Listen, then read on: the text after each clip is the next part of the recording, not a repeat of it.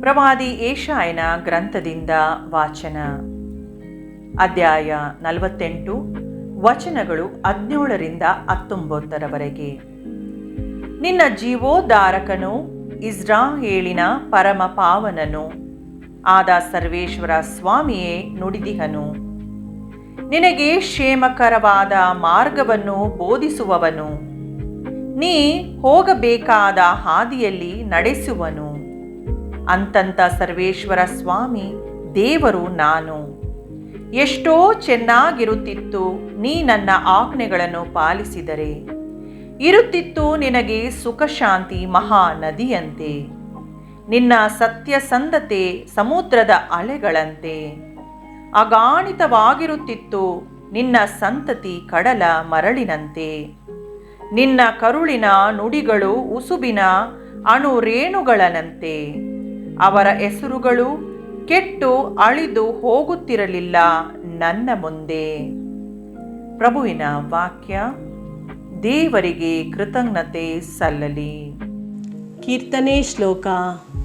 ನಾನೇ ಜಗಜ್ಯೋತಿ, ನನ್ನನ್ನು ಹಿಂಬಾಲಿಸುವವನು ಕತ್ತಲಲ್ಲಿ ನಡೆಯುವುದಿಲ್ಲ. ಜೀವದಾಯಕ ಜ್ಯೋತಿ ಅವನಲ್ಲಿರುತ್ತದೆ. ದುರ್ಜನರ ಆಲೋಚನೆಯಂತೆ ನಡೆಯದೆ, ಪಾಪಾತ್ಮರ ಪಥದಲ್ಲಿ ಕಾಲೂರದೆ, ಧರ್ಮ ನಿಂದಕರ ಕೂಟದಲ್ಲಿ ಕೂರದೆ, ಪ್ರಭುವಿನ ಧರ್ಮಶಾಸ್ತ್ರದಲ್ಲಿ ಹರ್ಷಗೊಳ್ಳುವನಾರು ಅವನೇ ಧನ್ಯನು. ಹಗಲಿರುಳೆನ್ನದೆ ಅದನ್ನೇ ಧ್ಯಾನಿಸುತ್ತಿರುವನಾರೋ ಅವನೇ ಧನ್ಯನು. ಶ್ಲೋಕ. ನಾನೇ ಜಗಜ್ಯೋತಿ, ನನ್ನನ್ನು ಹಿಂಬಾಲಿಸುವವನು ಕತ್ತಲಲ್ಲಿ ನಡೆಯುವುದಿಲ್ಲ. ಜೀವದಾಯಕ ಜ್ಯೋತಿ ಅವನಲ್ಲಿರುತ್ತದೆ.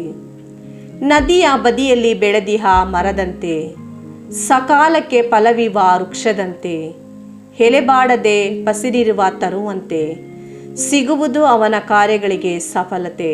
ಶ್ಲೋಕ. ನಾನೇ ಜಗಜ್ಯೋತಿ, ನನ್ನನ್ನು ಹಿಂಬಾಲಿಸುವವನು ಕತ್ತಲಲ್ಲಿ ನಡೆಯುವುದಿಲ್ಲ. ಜೀವದಾಯಕ ಜ್ಯೋತಿ ಅವನಲ್ಲಿರುತ್ತದೆ.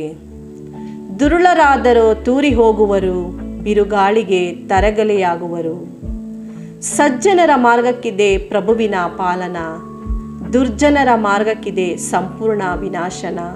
ಶ್ಲೋಕ. ನಾನೇ ಜಗಜ್ಯೋತಿ, ನನ್ನನ್ನು ಹಿಂಬಾಲಿಸುವವನು ಕತ್ತಲಲ್ಲಿ ನಡೆಯುವುದಿಲ್ಲ. ಜೀವದಾಯಕ ಜ್ಯೋತಿ ಅವನಲ್ಲಿರುತ್ತದೆ. ಘೋಷಣೆ. Hallelujah, hallelujah.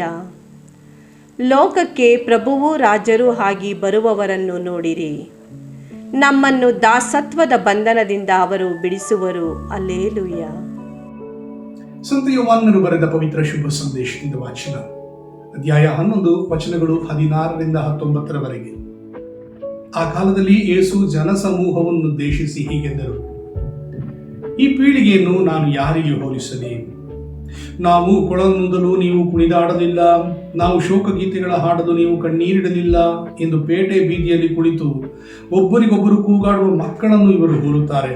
ಏಕೆಂದರೆ ಯೋಹಾನನು ಬಂದನು, ಅವನು ಅನ್ನ ಪಾನೀಯವನ್ನು ಸೇವಿಸಲಿಲ್ಲ, ಅದಕ್ಕೆ ಇವನಿಗೆ ದೆವ್ವ ಹಿಡಿದಿದೆ ಎಂದರು. ನರಪುತ್ರನು ಬಂದನು, ಅನ್ನ ಪಾನೀಯಗಳನ್ನು ಸೇವಿಸಿದನು, ಇವನೊಬ್ಬ ಹೊಟ್ಟೆಬಾಕ, ಕುಡುಕ, ಸುಂಕದವರ ಹಾಗೂ ಪಾಪಿಷ್ಠರ ಗೆಳೆಯ ಎನ್ನುತ್ತಾರೆ. ಆದರೆ ದೈವಜ್ಞಾನವೇ ನಿಜವಾದ ಜ್ಞಾನವೆಂದು ಅದರ ಕಾರ್ಯಗಳಿಂದಲೇ ಸಮರ್ಥಿಸಲಾಗುತ್ತದೆ ಎಂದರು. ಪ್ರಭುವಿನ ಶುಭ ಸಂದೇಶ. ಕ್ರಿಸ್ತನೇ ನಿಮಗೆ ಸ್ತುತಿ ಸಲ್ಲಲಿ.